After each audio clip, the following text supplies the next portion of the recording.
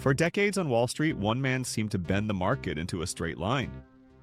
While stocks lurched and panicked, his clients' account statements glided upward. Calm, steady, almost boring. No wild spikes, no sleepless nights. In a world addicted to volatility, he made risk look optional. His name was Bernie Madoff. He didn't arrive as a hustler from the margins. He built a brokerage in the 1960s, helped pioneer electronic trading, became a co-founder of NASDAQ, chaired the exchange. Respectability clung to him like a bespoke suit. Charity galas, country clubs, a midtown office with quiet carpets and a hush that sounded like money. If Charles Ponzi sold a dream from the street, Madoff sold reassurance from the boardroom. What he offered investors was seductively simple: consistent, low-drama returns.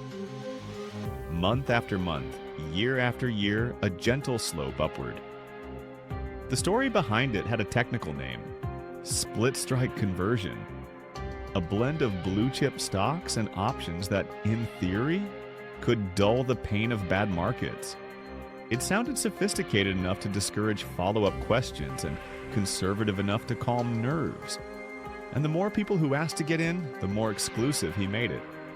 You didn't find Madoff. Someone whispered you in. Money arrived directly and through feeder funds, outside managers who funneled billions toward his firm in exchange for the sheen of those perfect statements. In Palm Beach and on Long Island, at lunches in Manhattan and board meetings in Europe, the pitch traveled by reputation. Schools, charities, hospitals, foundations, families who believed they were protecting the future, not gambling with it. The miracle wasn't that Madoff found the rich. It was that he found the cautious. There were warnings. In 1999, a quiet quant named Harry Markopolos ran the numbers and concluded the obvious but unsayable. The strategy could not be producing those returns.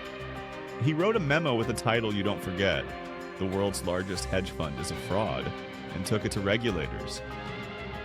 Examinations were open, boxes were ticked, and nothing happened. The legend rolled on, armored by Madoff's stature and his clients' relief each time their statements arrived as promised. Inside the firm, reality ran on a different clock. On one floor, the legitimate brokerage business connected to the market. On another, sequestered, controlled by a tiny inner circle, the so-called investment advisory operation printed the future. Trades were backdated to fit the story. Losses were edited out. Positions were invented to match a tidy theory.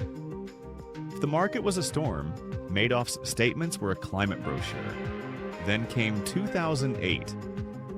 The financial crisis wasn't just a storm, it was a worldwide drain. Investors everywhere needed cash, and they wanted theirs back from the man who never missed. The math that sustained the illusion, money in greater than money out, flipped overnight. When redemptions surged and new money went silent, the machine coughed. There were no assets to sell, no positions to unwind, only empty air between promises and balances. In December, Madoff told his two sons the truth. It was one big lie. They went to the authorities. The next day, FBI agents showed up at his apartment. The man who had made risk disappear was led away in handcuffs. The numbers that followed were brutal. Client statements claimed around $65 billion. The actual principal, the real money that had flowed in, was closer to $17 to $20 billion.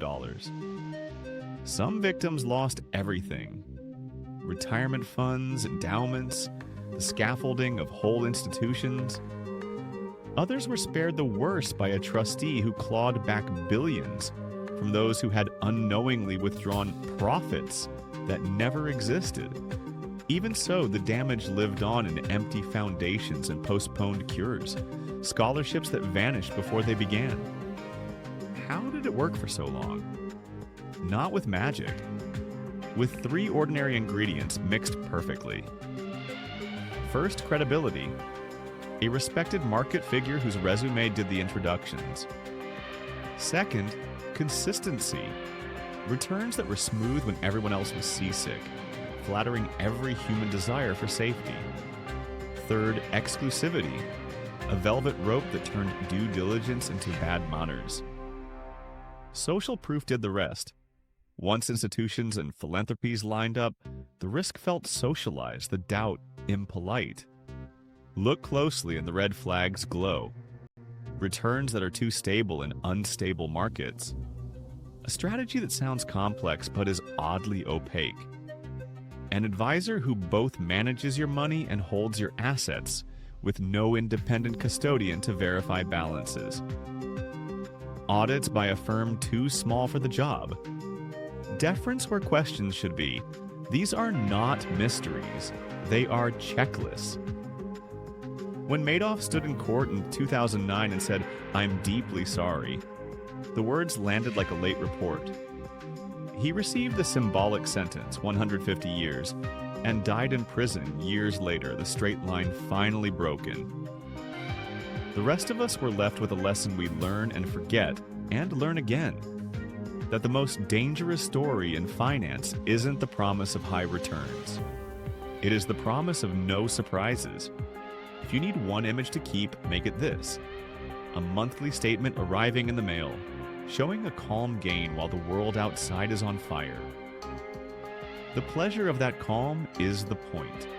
It is the anesthetic that dulls scrutiny.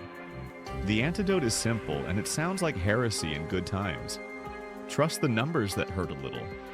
Demand independent custody. Demand third-party verification. Compare the strategy to the weather outside and ask why your sky is always blue. Charles Ponzi proved that a good story can pay yesterday's investors with today's money. Bernie Madoff perfected the sequel for modern tastes. A story not of riches, but of comfort. It felt like safety. It was silence. And all it took to end it was the question any investor should ask at the beginning. Where exactly do these returns come from? And who other than you says so?